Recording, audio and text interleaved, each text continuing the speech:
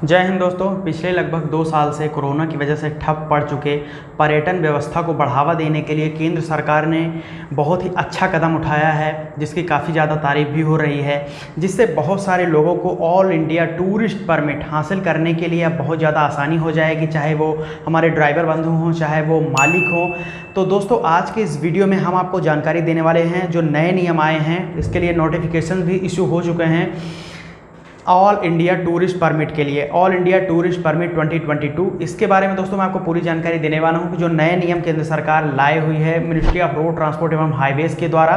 तो नियमों में काफ़ी ज़्यादा दोस्तों अब आसानी भी हो चुकी है। ऑल इंडिया टूरिस्ट परमिट अगर आप हासिल करना चाहते हैं तो आप घर बैठे हासिल कर सकते हैं, आपको बार बार RTO जाने की भी ज़रूरत नहीं पड़ेगी। पूरी जानकारी इस वीडियो में आपको देने वाला हूँ।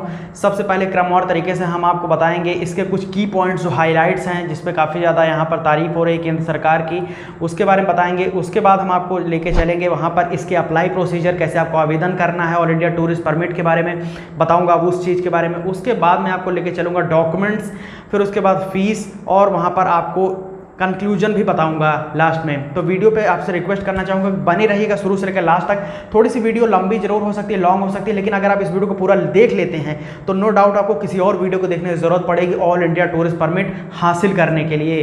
तो दोस्तों, आपसे सिर्फ एक छोटी सी रिक्वेस्ट करना चाहूँगा कि आप लोग वीडियो को लाइक जरूर कर दीजिएगा। आपकी एक लाइक से मुझे पता लगेगा कि आपकी वीडियो काफ़ी ज़्यादा अच्छी लगी कि नहीं। तो प्लीज़ लाइक जरूर किया करें वीडियो को, और चैनल पर नए हो तो प्लीज़ सब्सक्राइब कर लें। ऐसे ही इन्फॉर्मेटिव वीडियोस RTO की आपको इस चैनल पर सर्टिफाइड न्यूज़ यहाँ पर मिलती रहती है। आइए दोस्तों, बढ़ते हैं अपने टॉपिक पर, जो कि हमारा आज का कि ऑल इंडिया टूरिस्ट परमिट कैसे बनेगा, इसका नया नियम क्या है। तो दोस्तों, सरकार ने नोटिफिकेशन के माध्यम से एक नया यहाँ पर रूल लागू किया है, जिसका नाम रखा गया है all India tourist vehicle permit 2022।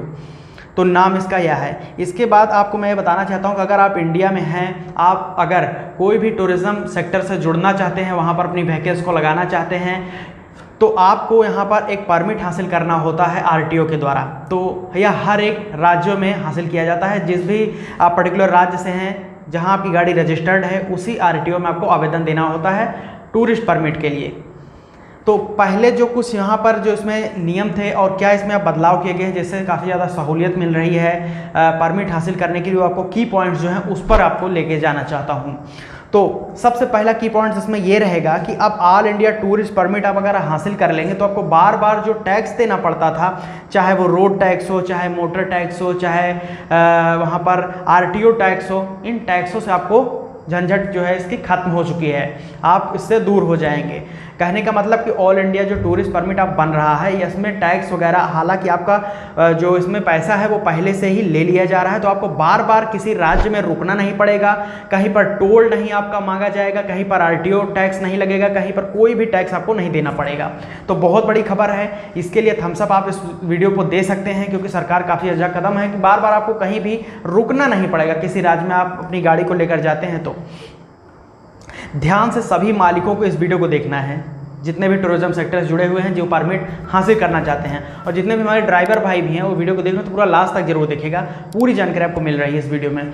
तो दोस्तों, सबसे पहला की पॉइंट मैंने आपको बताया कि बार बार आपको टैक्स अब नहीं देना पड़ेगा।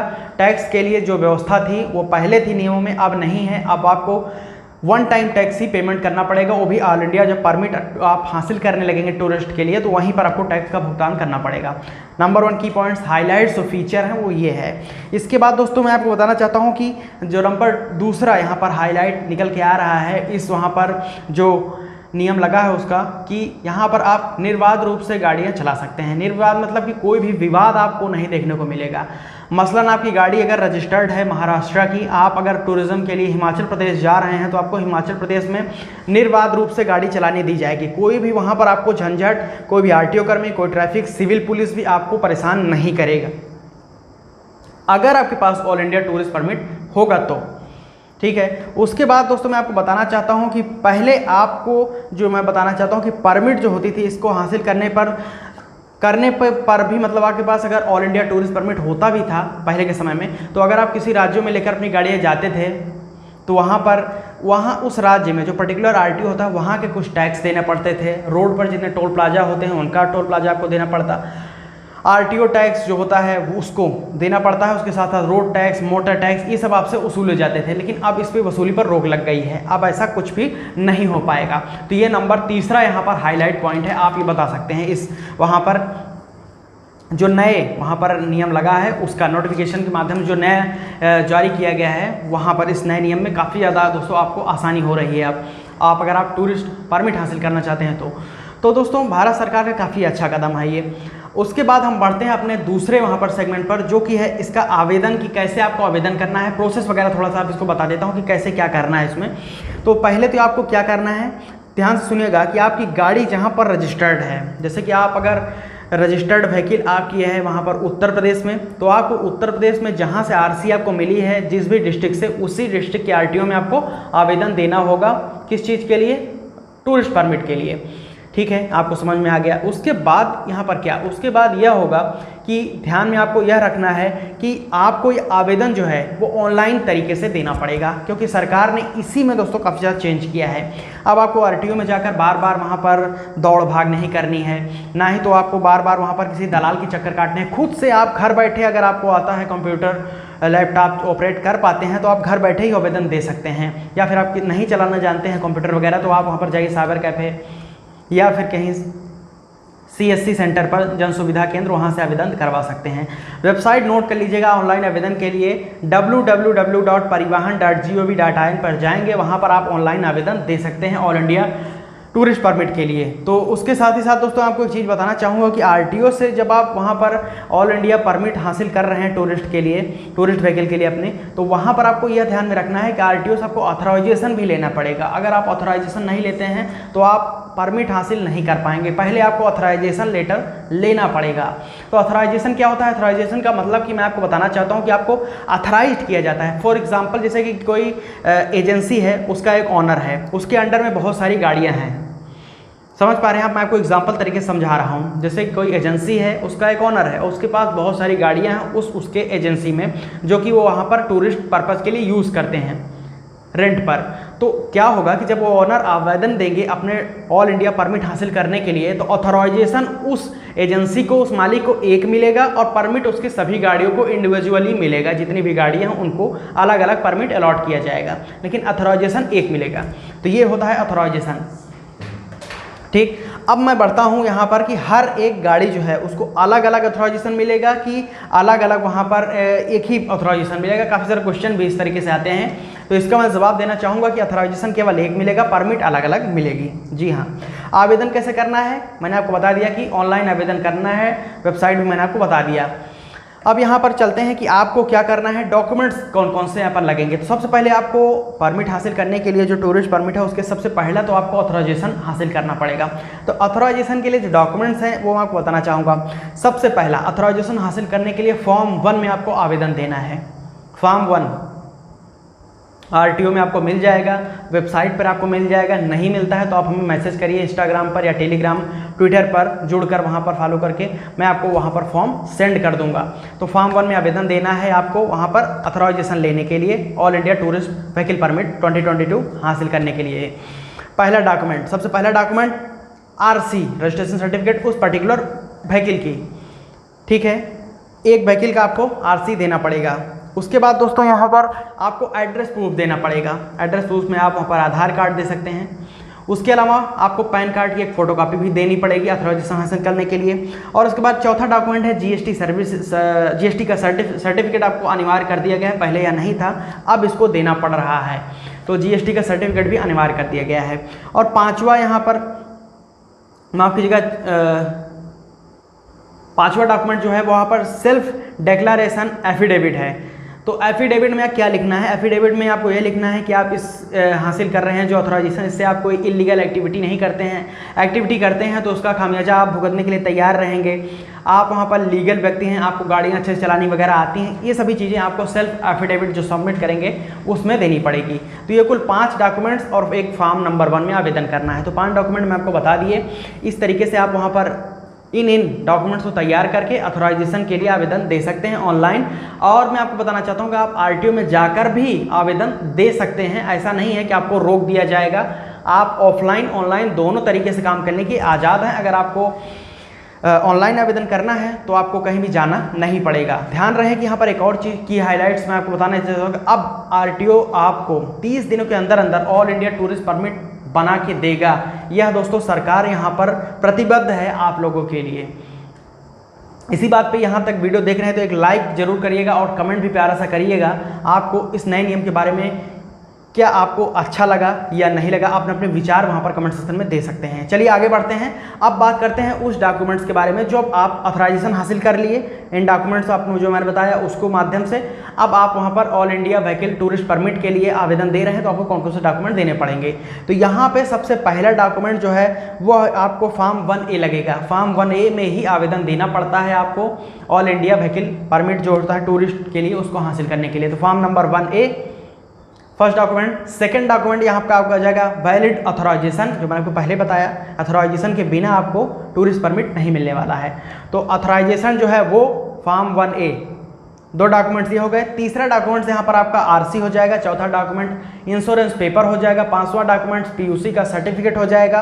और 6वां डॉक्यूमेंट्स यहाँ पर आपको सेल्फ डिक्लेरेशन एफिडेविट देना पड़ेगा, जो कि मैंने उपरोक्त तरीके से बताया कौन कौन से वहाँ पर मैटर आपको क्या लिखना पड़ेगा। तो ये कुल 6 डॉक्यूमेंट्स यहाँ पर और 5 डॉक्यूमेंट्स वहाँ पर आपको सबमिट करने पड़ेंगे ऑथराइजेशन और all India tourist vehicle permit हासिल करने के लिए। तो अब बहुत ही ज़्यादा क्वेश्चन पूछे जाते हैं फीस से रिलेटेड कि ऑल इंडिया टूरिस्ट परमिट हासिल करने के लिए कितनी फ़ीस लगती है, इस पर थोड़ा सा वीडियो बनाइए। तो आप यहाँ तक वीडियो देख रहे हैं तो आपको बहुत बहुत धन्यवाद, आपको पूरी जानकारी यहाँ पर मिल रही है। तो फीस के बारे में अब क्या है, फीस का सिनेरियो कुछ इस तरीके से है कि यहाँ पर 3 कैटेगरी को डिवाइड कर दिया गया है all India vehicle tourist permit 2022 हासिल करने के लिए। तो 3 सेगमेंट यहाँ पर सेक्शन आप बोल सकते हैं वहाँ पर हैं। सबसे पहला सेक्शन उसको कैटेगराइज किया गया है यहाँ पर कि जितने भी व्हीकल हैं उसमें 9 सीट रहेगी। फिर उसके बाद 10 से लेकर 22 सीट के लिए, उसके बाद 23 से लेकर आगे की सीटों के लिए यहाँ पर 3 कैटेगरी डिवाइड की गई हैं। यानी कि 0 से लेकर मतलब कि 1 से लेकर 9 सीट के लिए, उसके बाद 10 से लेकर 22 सीट के लिए, उसके बाद 23 से लेकर उससे ज़्यादा की सीटों के लिए 3 कैटेगरी डिवाइड की गई है फीस के लिए। तो सबसे पहला 1 से लेकर 9 सीट, ध्यान रहे इसमें ड्राइवर के सीट को इंक्लूड नहीं किया गया है। तो 9 सीट के लिए जब आप आवेदन करेंगे तो उसकी फ़ीस जो होगी वो ऑथराइजेशन फ़ीस 500 रुपये है, 25,000 रुपये AC व्हीकल के लिए है और 15,000 रुपये नॉन AC व्हीकल के लिए है फीस। 1 से लेकर 9 सीट की गाड़ियों के लिए यह फीस है ऑल इंडिया टूरिस्ट परमिट हासिल करने के लिए और ऑथराइजेशन के लिए। नंबर दूसरे सेक्शन में पहुंचते हैं। नंबर दूसरा सेक्शन है क्या है, नंबर दूसरा सेक्शन है 10 से लेकर 22 सीटों के लिए है। तो 10 से लेकर 22 सीटों के लिए यहाँ पर जो फीस है कुछ इस तरीके से है। ऑथराइजेशन के लिए 750 रुपये, 75,000 रुपये AC गाड़ियों के लिए और 50,000 रुपये आपकी नॉन AC गाड़ियों के लिए है। इसी तरीके से 23 से ज़्यादा की सीट जब होगी तो उस गाड़ी की ऑथराइजेशन और टूरिस्ट परमिट हासिल करने के लिए फ़ीस कुछ इस तरीके से है।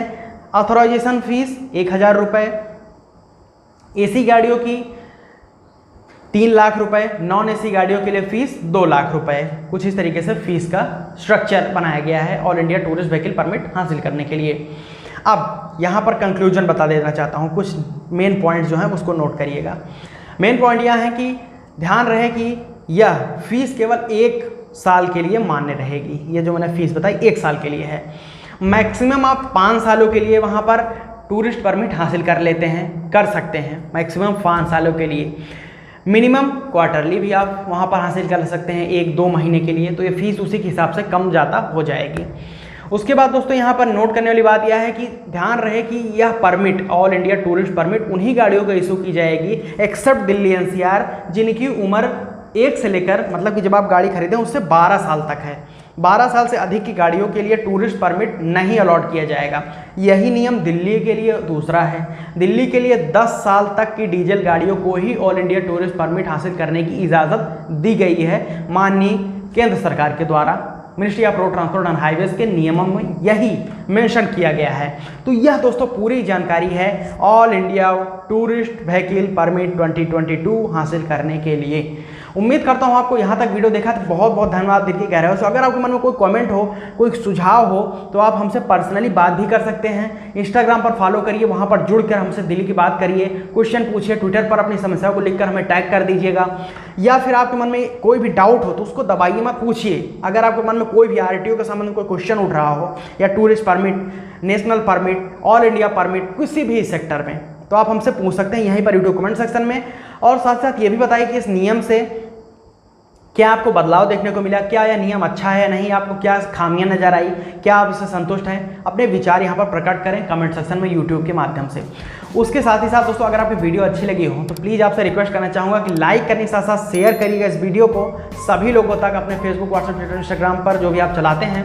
साथ ही साथ आपसे रिक्वेस्ट करना चाहूँगा कि आप लोग इस चैनल को प्लीज़ सब्सक्राइब करें, बेल आइकन को ऑन करें। ऐसे इन्फॉर्मेटिव वीडियोस पाने के लिए नए चैनल को भी हमारे सब्सक्राइब प्यार करें। नीचे डिस्क्रिप्शन लिंक दे रखा है सभी सोशल मीडिया हैंडल्स का और वहाँ पर नए चैनल का, तो आपसे जुड़िए हमसे, हम यही आपसे उम्मीद करते हैं। फिलहाल अभी के लिए हमें दे दी इजाज़त, मिलता हूँ नए वीडियो में नए टॉपिक को लेकर, तब तक के लिए जय हिंद, वंदे मातरम।